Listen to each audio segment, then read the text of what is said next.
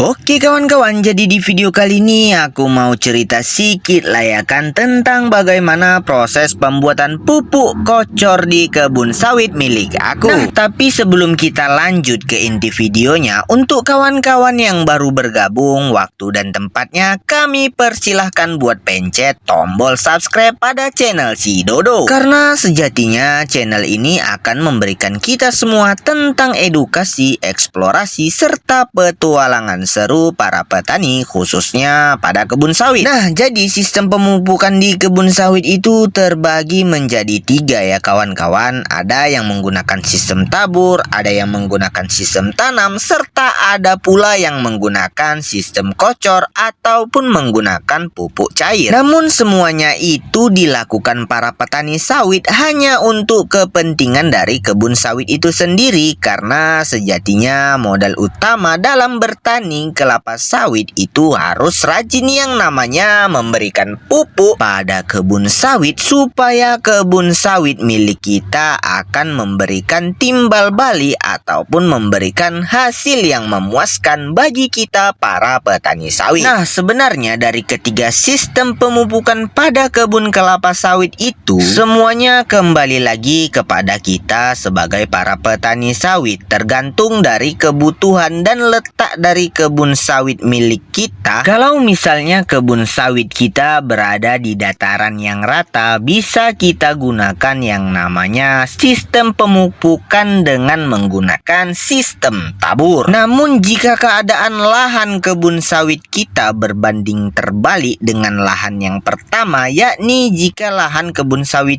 kita berada di dataran rendah dan rawan banjir, maka sebaiknya kita sebagai petani yang bijak menggunakan sistem pemupukan dengan mengkocor pupuk ataupun sistem tanam supaya nantinya pupuk yang kita sebar tidak terbawa banjir dan kita bakalan mengalami kerugian finansial yang cukup mendalam, karena kerugian tersebut datang dari kelalaian kita sendiri dalam memilih sistem pemupukan pada kebun sawit milik kita. Jadi kita sebagai para petani sawit hendaknya lebih bijak dalam menggunakan sistem pemupukan pada kebun sawit milik kita. Nah, jadi berhubung kebun sawit milik aku berbatasan dengan sungai dan hal ini sangat rawan dengan akan terjadinya banjir. Jika di daerah kami mengalami curah hujan yang cukup tinggi, maka kami memutuskan untuk memupuk kebun sawit kami dengan menggunakan sistem kocor ataupun biasa disebut dengan pupuk cair. Hal tersebut kami lakukan supaya kita dapat meminimalisir yang namanya kerugian petani dalam menyebarkan pupuk jika terjadinya banjir besar ataupun curah hujan yang tinggi. Nah, biasanya dosis yang kami berikan pada setiap botolnya berkisar 1 kg pupuk NPK ya kawan-kawan. Serta kali ini kami menggunakan pupuk NPK Pak Tani dengan dosis 1